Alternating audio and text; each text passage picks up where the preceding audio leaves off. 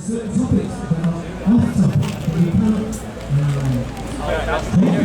Really, we have to have a conditioned idea before we can go anywhere. Now, the thing is, I don't think that we've been given the capacity of reason and intellect and the abilities of eyes and ears and noses not to use them. I have been learning. I started looking and reading things, and not only is the subject taboo, it's admitted at the same time. It's a contradiction. So if you look back, you'll find things like Operation Cumulus in this country, where they flooded Limerick and Devon and killed 35 people in an hour-long operation where they caused rainfall in Paris. There was Operation Popeye in the Vietnam War. They have been also in our work for decades. And not only that, you will find that the US government was putting poison into buildings in St. Louis, in the city of St. Louis, and killing people's apartments. And poisoning them. Directly, the only thing we're really arguing about is the toxins in our water and our air, the mechanism and the distance from which it's dropped. They even experiment introducing gases into tube stations in the past.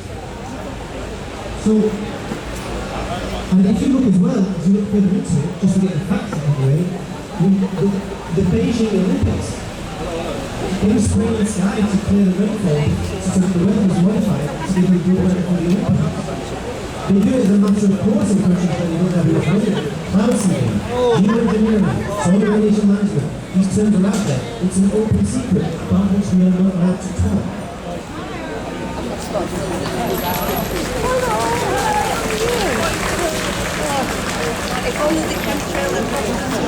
And as you look further, you will find that there are headlines in major press outlets which talk about billionaires' plans to build the sun. But who are these billionaires? Who are these fat, massive men to whom we have to go with a begging boat like Oliver Twist to ask for more sunlight? Who gives them, what right do they have to deny us our birthright of sunlight?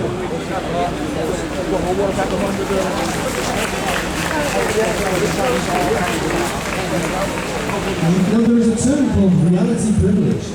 There are net zero plans, and there are plans to restrict our movement and have us deny the privilege of reality of the countryside.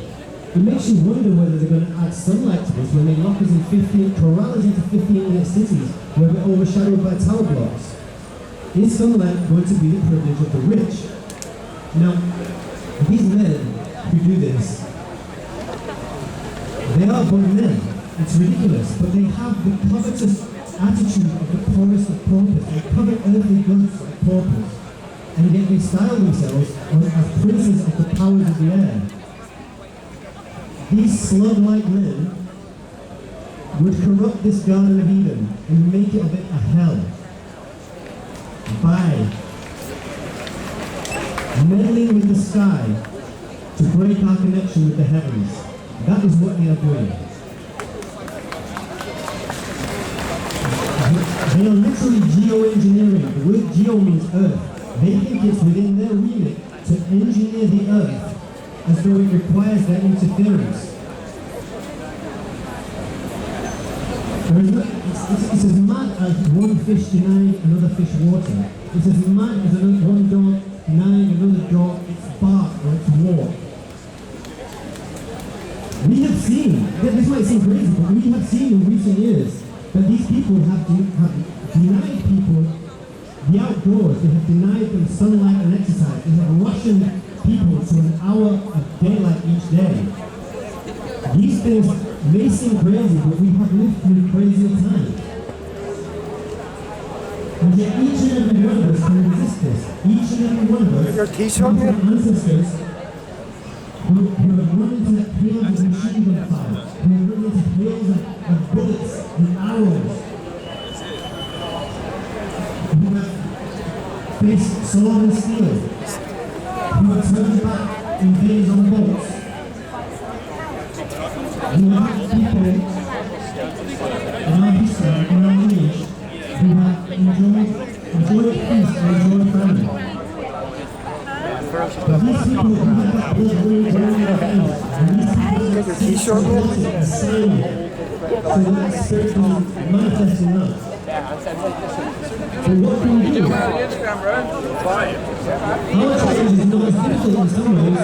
It's not life and death and there's no survival. Our challenge, not in the immediate future, is not survival. In the long term, it's survival. But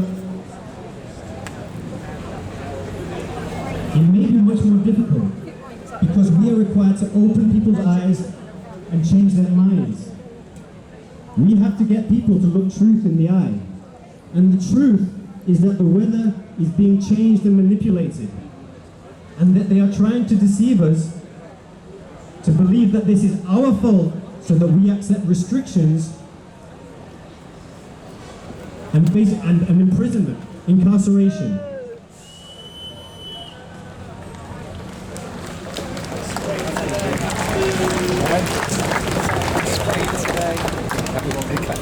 Our challenge is to speak when we are asked to speak when we are moved to. And it's often difficult, and we're often reluctant, but that's what I'm going to ask everybody here to do today. Thank you.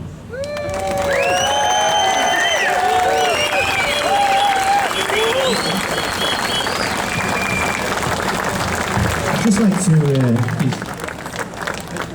I forgot that I was staying up. I would just like to ask if Matt is around, if you can hear me. Matt. I can tell he was listening. He's paying total attention. Hello, hello. Thank you, Francis. I really appreciate you being here. All right. Did we give Francis a good round of applause? Let's do it.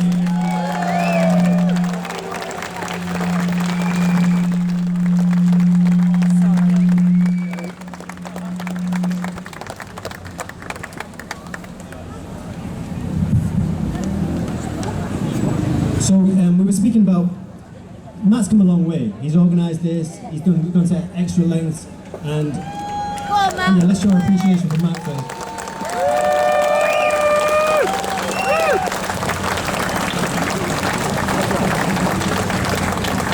And Sophie, who is here, suggested that as he's come such a long way, and people know him and like him, that we should get him to answer a few questions to explain a little bit more about why we are here and the details of what we're campaigning against.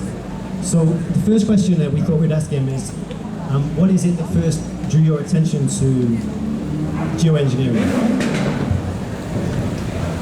So my geoengineering awakening story is much like everyone else's, you know, everyone has a story. Like, try to think back how it happened for you. Maybe it was a friend, maybe it was a documentary, maybe it was Sheep Farm podcast, God bless them. Who knows what it was, but we all have our moment. Maybe someone just planted that seed.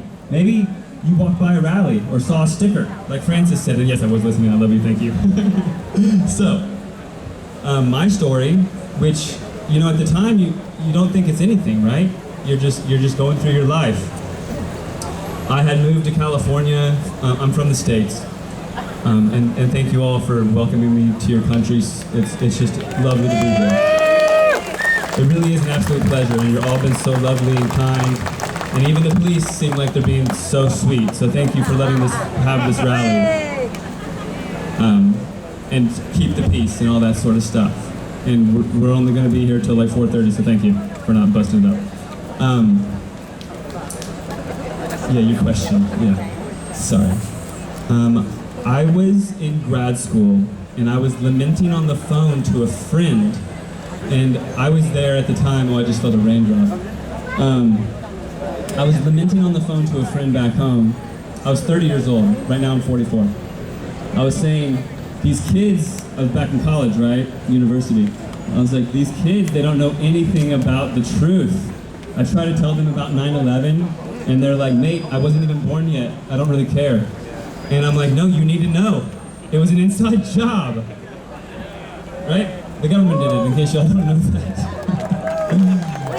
And he says, yeah, well, cut them some slack. You know, some of them were like hardly born. Maybe they were 2 years old. They don't have the drive that you have. Like, I was living in DC at the time. I grew up right outside DC. My girlfriend lived in New York at the time. She was going to university right next door to the Twin Towers. I was glued to the TV that day. I was emotionally involved. And then when I finally did see a documentary about it and started to wake up, it changed my life. And that was the beginning of my awakening. So I told my friend all about it, and he tells me on the phone at the time, you know, Matt, you woke me up to 9/11. That was great, but you can't shame them for not knowing about 9/11. But what about the chemtrails? Haha.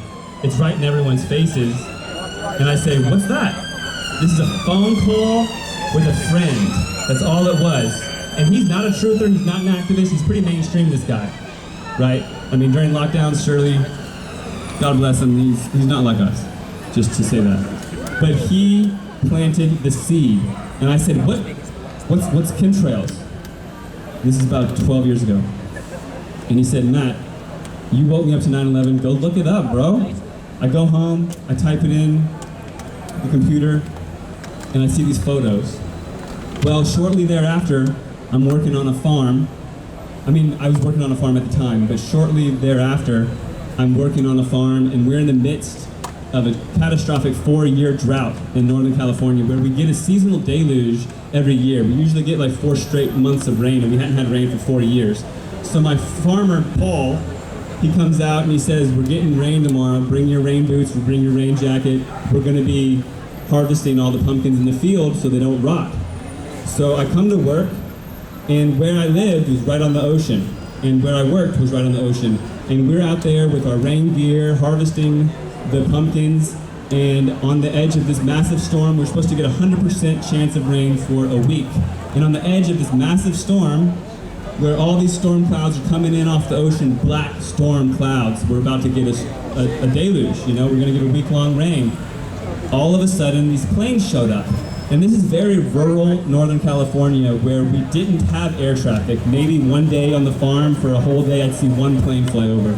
And those planes never left persistent, linear, cirrus cloud formations coming out of the back of the plane. They never did. They never left the geoengineering chemtrails, SRM, SAI, SATA, and whatever you want to call it. So I witnessed something firsthand. It was about 12, maybe 15 planes. They zigzagged the sky, they left lines in the sky, and as the storm came into the haze that they left, the storm didn't drop any rain. So I had this seed planted by a friend, and then I witnessed it firsthand. And that's the power of the seed. We can all be seed planters. We don't have to be activists. We don't have to be filmmakers. We don't have to be speakers. We could just be seed planters by telling a friend, by putting up a sticker, by passing out a flyer, or maybe just having the difficult conversation with a coworker, a peer, a family member, in a grounded way, meeting them where they're at, in a grounded fashion, planting that seed, and then later that metaphorical soil will be fertile and the seed can sprout. So then I went home and I started really digging into it, and the rest is history. I started making flyers and made the movie and all this sort of stuff, but I had to witness something firsthand, and I had to have that seed planted, and we can all be seed planters. So be encouraged to try to play your part, and don't be shy. Everybody needs to play their part in this great awakening, and we all need each other to make this happen. Thank you.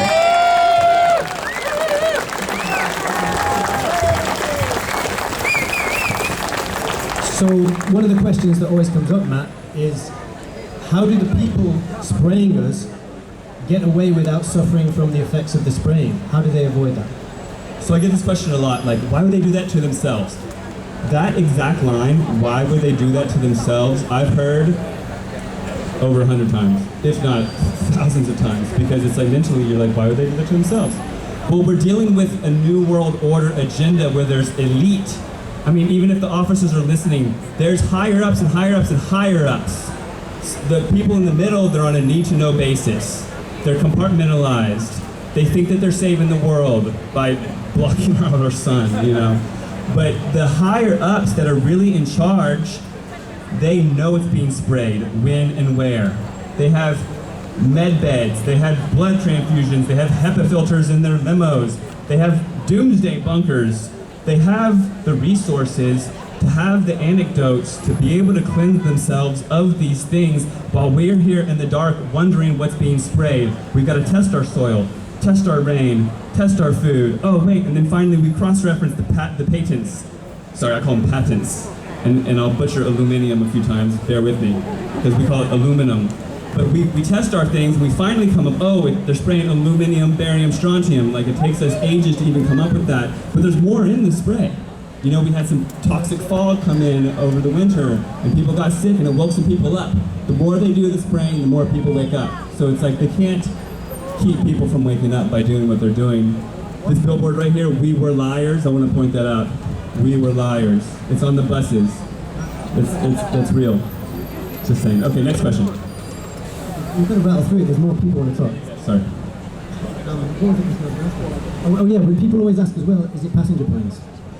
So that's a common misconception. It's not the passenger planes. And believe me, I've devoted my life to this. I've been researching it for over a decade. At first I thought it was. It must be. Look at the markings on the plane. And I got a telescopic lens. Look at the plane. That's United Flight 247.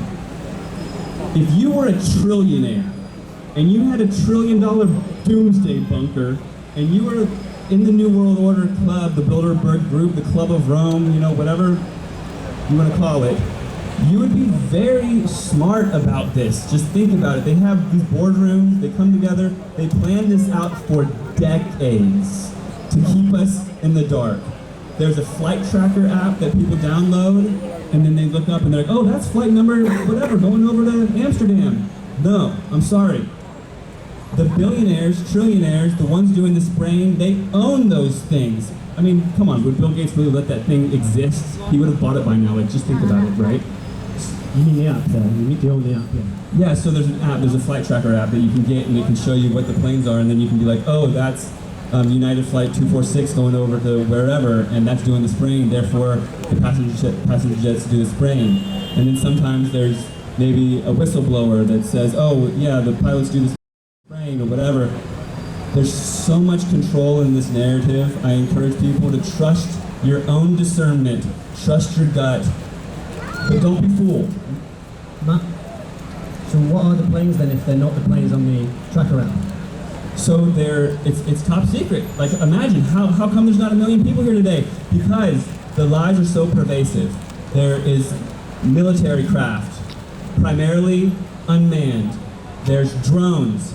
There's an aftermarket for airline planes. Just like how you can go and buy like an old rental car that maybe still has the tags on it. That doesn't mean you rented a rental car, you bought that thing. In the States, you can get an old police car and it still has the little light on the side, but it's not a police car because I'm driving it around, I'm not a cop, you know what I mean? So there's an aftermarket for old airline planes. They leave the markings on it, or they just get their drone and put the markings on it to keep us confused. But the narrative that it is coming out of LaGuardia or Heathrow or whatnot, and that it's passenger jets, it is false. And I hate to break it to you, but considering all of the funding, all the money they put into this, they have covered all their bases. They have drones, they're primarily unmanned, and it's not coming from the passenger jets, and that's a big question a lot of people ask me. Another question is, sorry, go on.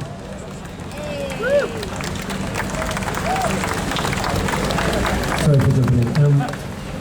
Another question is, what is the difference between the long trails and the short trails? Are the short trails contrails and the long trails chemtrails? Can you talk about that for us? So this is a common misconception, and I'm glad you brought that up, Francis. Just because the trails are short doesn't mean it's okay. All right, so to manufacture this today, the hottest day of the year, you could have watched the sky yesterday, or the day before, or the day before, or the day before, and I witnessed it firsthand because I've been in London now for a few days, and I witnessed it for ages now. They're mixing chemicals in our atmosphere, okay? The short trails are a type of chemical. The medium trails, they're a type of chemical. The long trails are a type of chemical. They're using the atmosphere as a laboratory. That's a NASA quote. NASA has a budget of $80 million US per day They have a chemtrail program called CARE, C-A-R-E. They don't care. It's called the Charged Aerosol Release Experiment, where they have planes and drones and ground-based stations and a lot of resources going into making noctilucent clouds where they spray aluminum, barium, and strontium. If you look into it, NASA is part of the agenda, but the short trails are also nefarious, and they are especially used to create heat. Oftentimes, if you keep your eye to the sky, you'll see side by side, or just in the wake of the other plane, you'll see a long trail and then a short trail. They're mixing chemicals together. Maybe you'll see it on a Facebook video or on social media or something. The short trails, I'm pretty sure they're barium. The long trails, I'm pretty sure they're aluminum. But that's aside from the fact, the short trails are also worth looking into, but that's the confusion tactic, and that's the con of the contrail. Oh no, that's just a contrail, and oh no, that one's persistent because of atmospheric pressure and whatnot. No, they're mixing chemicals in our sky to pull out all these things, whether it's make rain, not make rain, dim the sun, mess with our crops, whatever it is. But keep an eye on those short trails and think for yourself.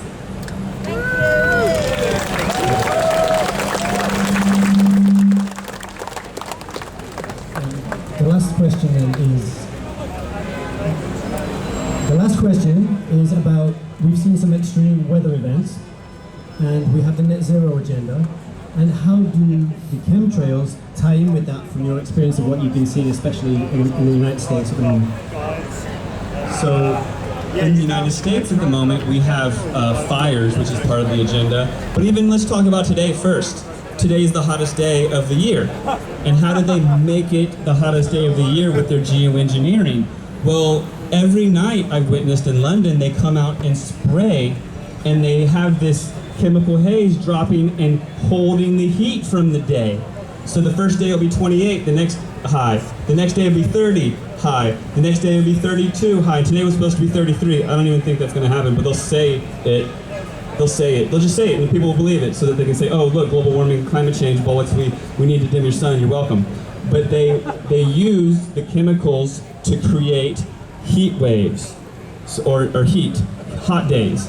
And so what they do is different things. They can spray the sky and then zap them with NextRad-based stations like HARP, which is pretty advanced, but they use microwaves to microwave the sky after they spray the aluminum. It's like putting aluminum in the microwave. So they superheat the sky to near the temperature of the sun, and then now you have hot, high pressure and heat. But especially what they'll do is on a warm day, they'll blanket the sky with chemicals, and when that heat's supposed to be released at night, you have a chemical haze keeping that heat from releasing, and then the next day is warmer. It's pretty simple. But in the States, what we have right now are fires, where I live, and now we have this thing called fire season, which is like year-round. But what they spray on our trees, and they've been doing it for now decades, is aluminum oxide and barium salts. And these are patented fire accelerants. So we've got fire accelerants sprayed on our forest, embedded in our trees.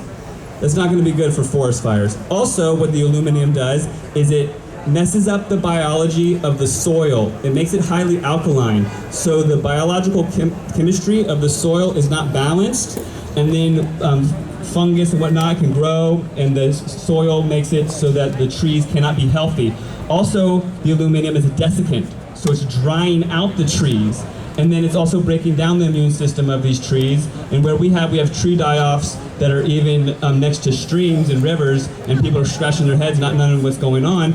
And then when the fires come, which they can hire arsons or precipitate lightning, what have you, with their technology. Interesting that this is happening randomly today.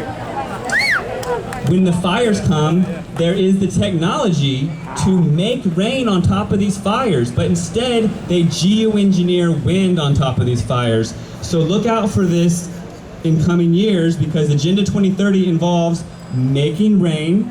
They're making it rain now. Making fires, and then pushing people out of areas because it's fire prone. And they say, oh, you can't live here anymore because it's so fire prone. They're engineering this situation by spraying the aluminum on the trees, making it so they're dried out, putting patented fire accelerants on the trees, lighting the fires, creating high winds, directional on the fires, even directing the winds towards places like Palisades, Los Angeles, Lahaina, California, Talent in Phoenix, Oregon, Paradise, California, Lahaina, Maui, sorry. And they're taking out areas, and then the mainstream narrative is, oh, it's climate change or global warming. It's them. It's the New World Order green agenda creating this climate catastrophe by design to push people off the land, and it's not just going to end with the United States and Canada. It looks like it might rear its ugly head here, and it's time people wake up to it.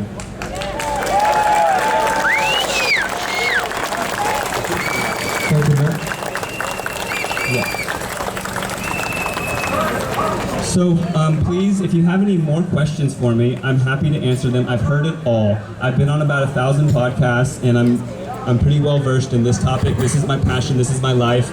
I've dedicated my life to this thing. frankenskies@gmail.com. Please check it out. Also check out the website stopgeoengineeringlondon.co.uk. You can upload your photos and videos from the day. I've also got a website, actualactivists.com. And if you haven't seen the movie that I made about this topic, it's called Frankenskies. It's available everywhere for free. It starts off in the 1920s, goes through the whole timeline of it. You can share it with your friends and family, even show them the first 10 minutes, and they'll change their perspective on the world that we live in. I'm making a sequel. Hopefully it'll be out by the end of the year. Thank you very much. And our next speaker is Sonia Paulton, and please check her out on YouTube. She's streaming the event live, God bless her. And here she is.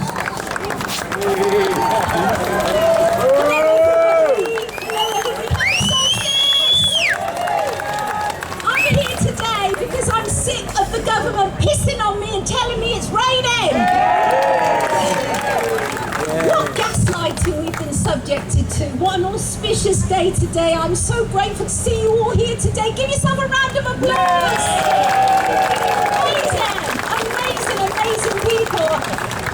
If you think it was less than a matter of weeks ago when they were still denying what was actually going on, and then suddenly everything came on top for them, and suddenly they're telling us not only are they dimming our sun, but our enemies are dimming our sun as well. And I don't know about you, but yesterday morning they were out chemming very, very early, so I'm not at all surprised it's as overcast as it is now, and that it's starting to rain. But it is wonderful to be here. I feel so excited. It's like the start of something new. And right, it feels really good, really good. So I wanted to just briefly, I'm not going to bore you, but I just wanted to briefly take you through my journey of being a former legacy media journalist and what legacy media thinks about people like us. You probably already know. There's only one other subject in my experience other than chemtrails that got my editor saying, "Are you crazy?" And that was when I said, "Can we talk about Madeleine McCann not being abducted?" It's as bad as talking about chemtrails for legacy media journalists, let me tell you that. So I was a contributing and consulting editor at one of our biggest news broadcasters for 8 years, and my job was to bring in stories that were on the fringe, on the edge, and we broke the contaminated blood story as well as other really important stories like that. But the one story that they wouldn't let me cover was what was going on in our skies. And I kept saying to them, all you have to do is look up. I mean, it's really that simple. I'm not sure why it's so difficult for people to grasp, because just by a show of hands, does the sky look the same now as it did when you were a kid? Yes or no? Hands up if no. Look at that everybody on the live stream. The fact is, people know, we know what they've been doing to us, and now they know we know. And it's because of events like this that I think will help us turn the corner. And I want to say thank you, first of all. It took an American to bring us all together, people. Thank you, Matt Lowell. And honestly, I don't care who it takes to bring us together. Let it just bring us together, because we need to do this. This kind of reminds me when we all got together during C19 and we set up yours, and we got in the middle of Trafalgar Square and various other places without masks. Yeah. And then we showed That's right. And sometimes when you're ahead of the curve, you have to be prepared to be treated as if there's something wrong with you, right? As if you've had a frontal lobotomy. And as anybody will tell you online, one of the worst subjects that you can actually talk about with any conviction is to do with geoengineering, because they have their 77th out there, there are endless... Climate change. However, this gaslighting is a blatant lie. Geoengineering and chemtrails are the exact same thing. Other terms such as solar radiation management, stratospheric aerosol injections are used to muddy the waters and further confuse us. And as we know, a confused mind never takes action. But no matter what name you give it, the chemtrails, the stratospheric aerosol injections, it's all a crime against all life on Earth, and we're here to stop it. By spraying the skies with heavy metals, such as aluminum and barium, they control the weather and engineer climate chaos, causing the exact same problems they claim to be attempting to solve with geoengineering. But the spraying of our skies is actually waking up the sleeping populace, which you won't hear on the TV. And you hardly hear it on social media because we're in an echo chamber and we're censored. But it's true. Just look around you. We the people are waking up. I'm reminded of the famous quote, "The revolution will not be televised." Whereas in fact, we are all witnessing a rising consciousness where also the collective evolution of mankind will also not be televised. But it's happening. The media will continue to try to convince us that the world is fast asleep and that we are hopeless. Though in reality, people of all walks of life are waking up to the chemtrails and to the weather engineering. I truly believe the lockdowns opened many people's eyes, and people are now more than ever talking and asking questions, and the collective frequency of mankind is rising. So the powers that be are beginning to worry even more about us and our potential for unity and the reclaiming of our sovereignty. And that is why they are scrambling to push us into net zero 15-minute cities under the guise of being green.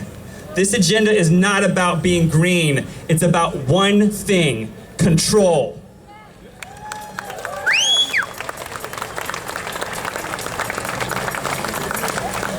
But behind the green mask, they will hide and again attempt to divide us. They see the world waking up, which is their biggest nightmare. So they are scrambling to keep their grip of control. Behind the green mask, they'll try to keep you in the dark. They'll try to have you thinking carbon and cows and you are the problem. Behind the green mask, they'll try to have you thinking electric cars and ULEZ restrictions are the answer. Behind the green mask, they'll have you telling on your neighbor for taking a long hot shower. Behind the green mask, they'll attempt to restrict our travel or even initiate climate change lockdowns. They'll strip us of what freedoms we still have and monitor us day and night to limit our carbon output. They'll block out our sun. They'll even go as far as claiming eating bugs instead of livestock is a more sustainable way of consuming protein. Behind the green mask, they'll have you thinking carbon is the enemy, and even the sun is the enemy. The sun is not your enemy. Those trying to trick you are your enemy.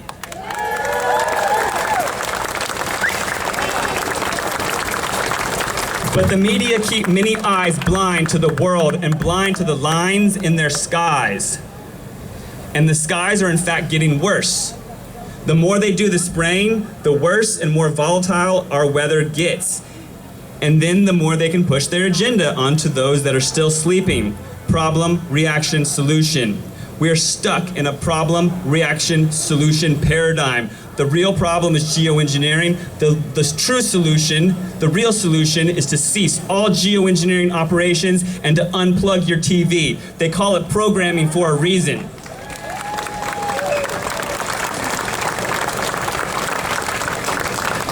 We can make a difference on this issue by taking a stand, by showing the world we can, and rejecting the lies of the New World Order green agenda.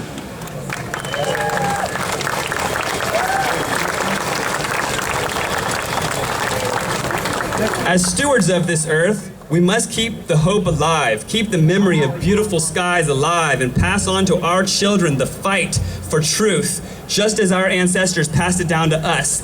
Every generation has a fight. And this, everyone, is our fight. We are the torch bearers when it comes to blue skies, and it is up to us what gets passed on. So we're going to do this every